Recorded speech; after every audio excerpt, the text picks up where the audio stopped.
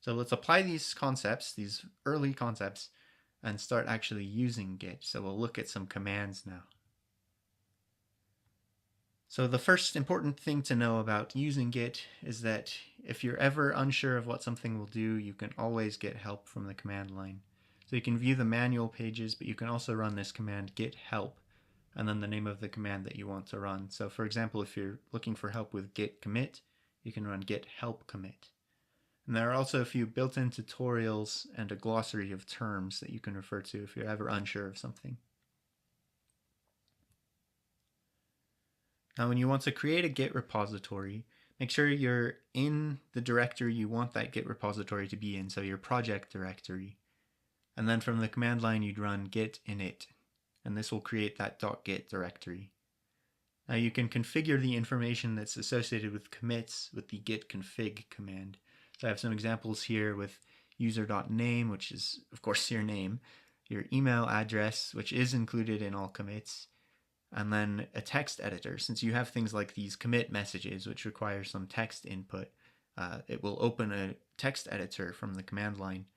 And sometimes people get stuck in that if it's something like Vim. I definitely did my first few times. So if you're new to the Linux command line, I'd recommend setting this to nano. Now this -- global flag will set a default value. So you can omit this to apply a configuration to the current repository, but not other repositories. However, if you include -- global, it'll set the default. So whenever you create a new repository, it will use this value by default.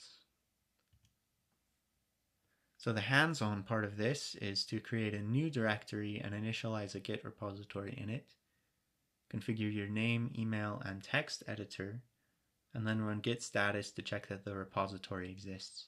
And since this is just a recording, I'm going to go ahead and just do this now in lieu of waiting as I would in an actual presentation.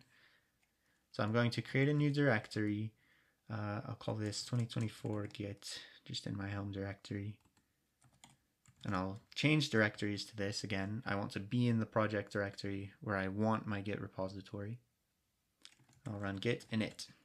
And so this will say initialized empty Git repository in directory /.git.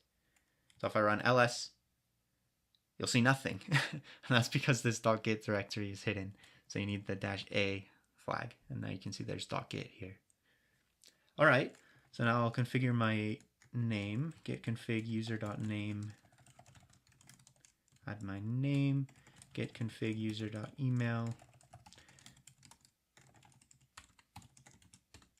And you'll notice that this is actually something I'm running without the -- global flag. So this will apply to the current repository, which we can look into a little bit more. And then I'm fine with using Vim. I've been stuck enough times that now I know how to get out of it. Oops, not git commit, git config core.editor vim. So that's fine by me. All right, and now you can also run git config list -- list to see all of the information that you have in Git. And I can see my name and my email. Actually, they're repeated twice here. This is probably my default. And then this is for this specific repository. So now we're all set up and ready to actually create some commits. Now, as I mentioned earlier, in order to create a commit, you have to have some content in the staging area. So you need to add files to the staging area, and the command for that is git add before you can commit changes. And so this will take your file and add it to the index, saying that you want the changes that are in that file to be a part of your commit.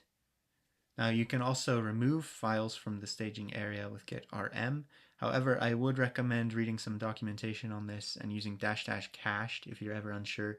If you just run git rm and then the file name, it will actually delete the file. So you can lose your content that way. Of course, if you have it in a prior commit, that's no problem. But if you're doing this for the first time, you definitely don't want to do that. You know, if you just have some script that you've worked on before and you're now wanting to use Git to keep track of your changes. So I would recommend using -- cached if you're unsure about that. That way you don't delete your file unintentionally. So then once you've added your changes to the staging area, you can create a new commit with git commit And as I mentioned earlier, this will open a text editor for your commit message. So it'll ask you to write something about this, describing your changes. You can also specify this just from the command line with the message flag or -m, and this will allow you to create a commit without opening a text editor. And then once you've committed your changes, now you have a commit in your repository. You can see these with the git log command. So there's a few options you can pass to this. I like the graph option, which will show it as sort of a visual representation of the graph, and --all, which will include all of the branches, which we'll get into later. And then you can use the git diff command to compare commits. And you can do this by line, which is the default sort of option if you don't pass any command line arguments, or you can say word diff, and this will compare by word, which is by default anything that's split at white space. So we have a hands-on activity here on commits. So this involves creating a new file, adding it to the staging area or the index, viewing the repository status with git status, and creating a commit with git commit. So again, I'm just going to run through this right now since I don't need to wait for anyone to work on this. So I'm just going to create a new file. I'll call it hello. And now I will add this to the staging area with git add hello. If I run git status, I can see I'm on branch main. We'll get into that a bit later. I have no commits yet, which makes sense. I just initialized this repository. And the changes to be committed are now creation of a new file named hello. And sure, I want to make this commit, right? So git commit. Now this opens my text editor, which in my case is Vim. Please enter the commit message. I'll say add the first file. And save that. And now it's created a commit. And I can run the git log --all --graph. And I can see there's now this new commit. Here's its very long hash. We'll talk about this head and main a bit later as we talk about branches and references. We can see the date, author information, and the commit message. So there's all of your metadata. Now I have an extension of this exercise, which is marked with this star, which is to modify your file, repeat the commit process, and then run git log again, and then git diff to see the difference between the commits. So I'm going to go ahead and edit this file named hello. I'm going to add some text in here. All right, and save that file. If I run git status again, you can see this is not staged for a commit, so it's displayed in red here, and it says it's been modified, but it's not in the staging area. So I can add hello, git add hello. If I run git status again, you can see now it's in the changes to be committed. Git commit, add some text to the file. So I'm creating my second commit here. All right, great. And now if I run the same git log command, you can see I now have a new commit that's based on that previous commit. You can see there's the line here that represents the connection on the graph. And now I have two commits in my repository. So as I mentioned before, you can do a git diff to see the difference between commits. The syntax is git diff and then the first commit. So I'll just copy a few characters here. Again, I don't need the whole thing. Realistically, I probably could have just typed that in the time it took me to copy and paste. But... All right.